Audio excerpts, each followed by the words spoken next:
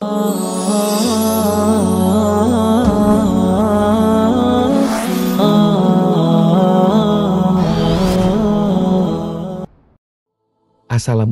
warahmatullahi wabarakatuh.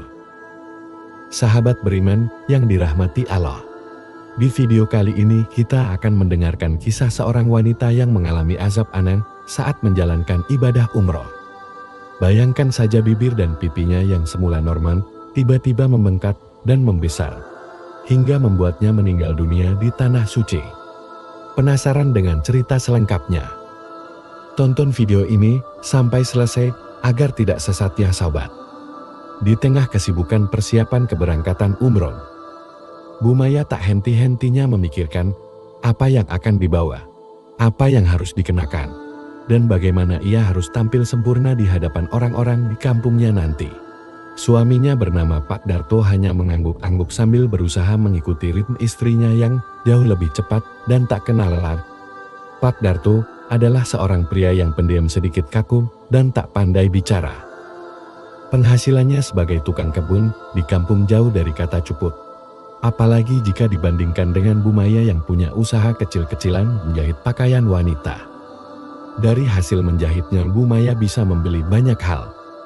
Sementara Pak Darto hanya bisa menyumbang sedikit untuk kebutuhan sehari-hari. Lihat saja Pak, nanti semua orang di kampung ini akan iri melihat kita pergi umroh. Kita akan dilihat sebagai keluarga yang berhasil.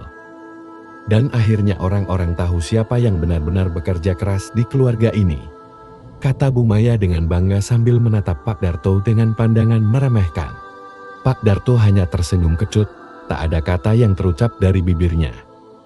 Dalam hatinya, dia tahu apa yang Bu Maya katakan ada benarnya. Tetapi entah mengapa selalu ada perasaan tertusuk setiap kali istrinya berbicara seperti itu. Saat pesawat berangkat dan mulai meninggalkan landasan, Bu Maya merasakan getaran aneh di bibirnya. Ia mencoba mengabaikannya, berpikir mungkin itu hanya efek dari kegelisahan dan kelelahan setelah persiapan panjang. Namun semakin lama getaran itu berubah menjadi rasa geli yang sedikit mengganggu. Sesampainya di Mekah, rasa geli di bibir Bu Maya berubah menjadi sedikit bengkak. Dia mulai merasa khawatir, tetapi tidak mengatakan apa-apa kepada Pak Darto. Ini pasti hanya alergi, pikirnya. Dia ingat pernah mengalami hal serupa ketika mengonsumsi makanan lauk di kampungnya. Namun bengkak itu tidak kunjung reda, bahkan semakin parah saat mereka mulai menjalankan ibadah umroh. Saat mereka sedang khusyuk bertawaf di depan Ka'bah, bengkak di bibir Bu Maya sudah mulai terlihat jelas. Pak Darto yang semula tidak menyadari perubahan pada istrinya, akhirnya bertanya ketika melihat bibir Bu Maya yang semakin membesar. "Mah, ada apa dengan bibirmu?" tanyanya Pak Darto dengan nada cemas. "Ini pasti karena makanan di sini tidak ada yang tahu bagaimana cara memasak yang benar. Lihat sekarang bibirku malah bengkak seperti ini," jawab Bu Maya dengan nada kesal. Dia tidak bisa menyembunyikan rasa marahnya. Apalagi setelah merasa bahwa perjalanannya yang seharusnya indah ini mulai dirusak oleh hal-hal kecil yang menurutnya sepele. Pak Darto mencoba menenangkan istrinya, tapi Bu Maya tetap saja mengomel. "Coba kalau kamu bisa menghasilkan lebih banyak uang, mungkin kita bisa tinggal di hotel yang lebih baik, makan makanan yang lebih enak, dan aku tidak perlu khawatir seperti ini." Pak Darto terdiam. Sekali lagi hatinya terasa tersayat oleh kata-kata istrinya. Dia merasa bersalah, meskipun dia tahu bahwa itu bukan salahnya. Tetapi dalam kebisuannya, Pak Darto hanya bisa mengelus dada dan kembali berdoa dalam hati. Malam itu saat Bu Maya bercermin, ia terkejut melihat wajahnya. Bibirnya kini tampak lebih besar dari sebelumnya dan pembengkakan mulai menjalar ke pipinya. Bu Maya mulai panik. Dia mencoba mengoleskan krim yang ia bawa dari kampung. Namun tidak ada perubahan. Keesokan paginya Pak Darto mendapati Bu Maya duduk di samping jendela hotel dengan wajah yang sudah setengah bengkak. "Mah, kita harus ke dokter. Ini sudah tidak bisa dibiarkan lagi," kata Pak Darto dengan tegas. Bu Maya yang biasanya keras kepala, kali ini tidak membantah. Dia ikut dengan Pak Darto ke klinik terdekat. Dokter yang memeriksa Bu Maya hanya menggelengkan kepala. Ini bukan reaksi alergi biasa, Ibu. Mungkin ini karena stres atau kelelahan. Tapi saya sarankan Ibu banyak beristirahat dan jangan terlalu cemas. Bu Maya hanya mengangguk, meski dalam hatinya ia tahu ada sesuatu yang lebih dari sekedar kelelahan. Sesuatu yang tak bisa dijelaskan oleh logika. Hari-hari berikutnya kondisi Bu Maya semakin memburuk. Pembengkakan yang awalnya hanya di bibir dan pipinya, kini telah menyebar ke seluruh wajah. Bu Maya merasa malu untuk keluar kamar, apalagi untuk melakukan ibadah. Namun Pak Darto dengan sabar menemaninya, mencoba memberikan semangat dan penghiburan. Mah, kita di sini untuk beribadah. Mungkin ini adalah ujian dari alam untuk menguji kesabaran kita, kata Pak Darto sambil memegang tangan istrinya.